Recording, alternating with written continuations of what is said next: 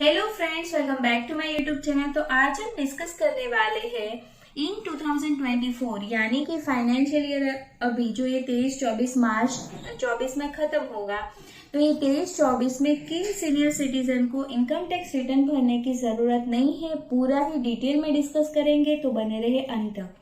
और ये financial year 23-24 अभी जस्ट खत्म ही होने वाला है, तो अभी से बहुत सारे टैक्स पेयर की प्लानिंग चलती होगी। तो इसमें सीनियर सिटीजन को जानना बहुत ही इम्पोर्टेंट है कि किन केसेस में उनको इनकम टैक्स रिटर्न भरना जरूरी नहीं है।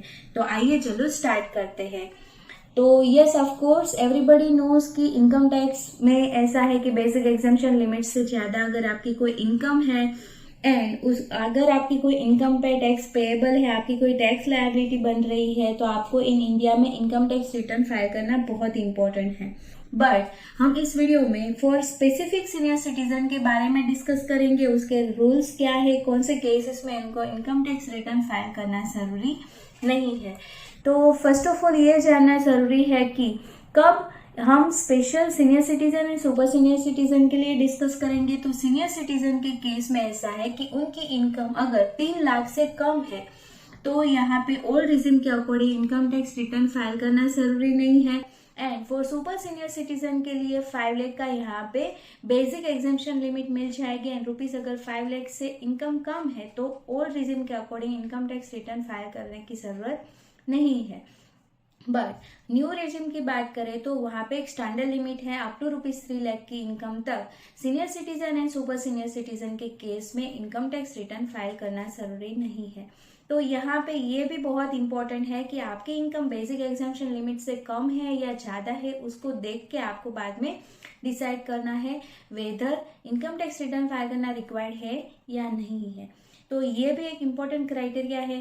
तो इनकम की बात करें तो इनकम के हमारे मेनली 5 हेड्स जो कवर होते हैं। सैलरी से आपकी कोई सैलरी इनकम है, पेंशन की इनकम है, पीजीबीपी से आपकी कोई बिजनेस की इनकम है, आप कोई सर्विस प्रोवाइड करते हो, हाउस प्रॉपर्टी से आपकी कोई अगर रेंट की इनकम है, कैपिटल गेन में से कोई आपकी कैपिटल गेन्स की इनकम है, लाइक शेयर आपने बेचा है, हाउस कोई बेचा है, लॉन्ग टर्म शॉर्ट टर्म कोई भी आपका कैपिटल गेन्स हुआ है। देन अदर सोर्स में अगर कोई आपकी इंटरेस्ट इनकम है, तो यहाँ पे पूरे ही इनकम वाइज आपको पूरा ही देखना है एंड देन आपको अकॉर्डिंगली कैलकुलेट करना है। तो हम इस वीडियो में जो डिस्कस कर रहे हैं कि senior citizen, some senior citizen है जो स्पेसिफाइड सीनियर सिटीजन है, जो डिफाइन करा गया है अंडर सेक्शन 194P के तहत। उसमें बताया गया है कि कोई सम कंडीशंस फुलफिल करने के बाद ऑफ सेक्शन 194P की सम कंडीशन सेटिस्फाइड करने के बाद वो स्पेसिफाइड सीनियर सिटीजन को इनकम टैक्स रिटर्न भरना जरूरी नहीं है। तो स्पेसिफाइड सीनियर सिटीजन मतलब क्या? तो as per section 194 of income tax act बात करता है कि रेसिडेंट सीनियर सिटीजन जिनकी एज 75 ईयर्स से ज्यादा है वो यहाँ पे कवर्ड होते हैं स्पेसिफाइड सीनियर सिटीजन में।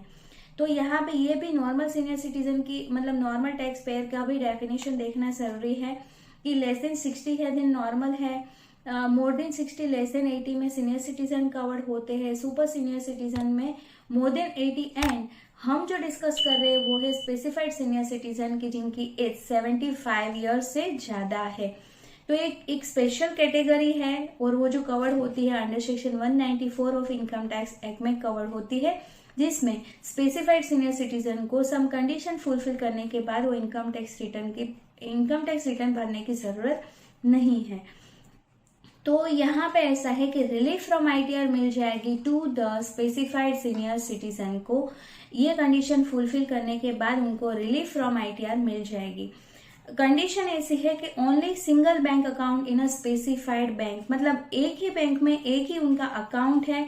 ऑल गवर्नमेंट बैंक यहाँ पे कवर्ड होती है, उनमें स्पेसिफाइड सीनियर सिटीजन को ओनली सिंगल बैंक अकाउंट होना चाहिए एंड ओनली 2 इनकम सोर्स। जैसे हमने प्रीवियसली डिस्कस किया कि main 5 head of source of income है, उसमें से यहाँ पे ओनली 2 इनकम सोर्स है, interest income and pension income.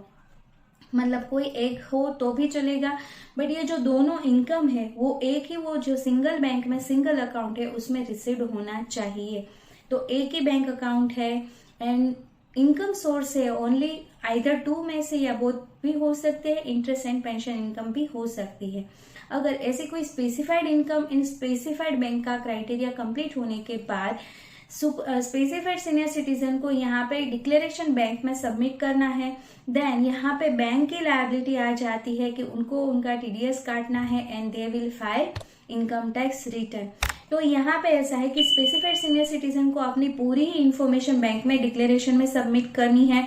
Chapter 6 से के भी डिडक्शन देने हैं, इंटरेस्ट मतलब interest income and pension income की भी डिटेल देनी है, पूरी ही डिक्लेरेशन एक देना है, बैंक में सबमिट करना है and on the basis of declaration bank देखते हैं कि टीडीएस का यहाँ पे टीडीएस काटने का है या नहीं है, पूरा इनकम टैक्स रिटर्न फाइल करने का पूरा ही कंप्लाई करेगा बैंक। तो यहाँ पे बैंक वाइज पूरा ही डिक्लेरेशन फॉर्मेट रहेगा। तो डिक्लेरेशन जो सबमिट करना रहता है वो फॉर्म नंबर 12 BBA में सबमिट करना रहता है एंड यहाँ पे ऐसी बेसिक से इंफॉर्मेशन डिक्लेयर करके स्पेसिफाइड सीनियर सिटीजन को बैंक में सबमिट करनी है। तो यहाँ पे डिक्लेरेशन सबमिट करने से अभी स्पेसिफाइड सीनियर सिटीजन को income tax return income tax में अपना खुद फाइल नहीं करना है, यहाँ पे बैंक की पूरी रिस्पॉन्सिबिलिटी ट्रांसफर हो जाती है।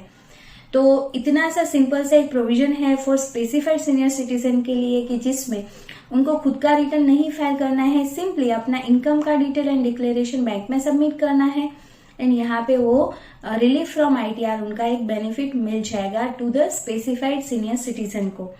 तो आई होप आपको इन्फॉर्मेशन यूजफुल लगी होगी। आप ऐसे यूजफुल वीडियोस के लिए मेरे चैनल को सब्सक्राइब करें। अगर आपको वीडियो अच्छा लगा है देन वीडियो को लाइक एंड चैनल को सब्सक्राइब करें, वीडियो को शेयर करें। आपको कोई भी अगर क्वेरी है देन जरूर आप मुझे कमेंट करके पूछ सकते हो। अभी मिलते हैं नेक्स्ट वीडियो में। Till then stay healthy, stay wealthy. Thank you for watching. Thank you.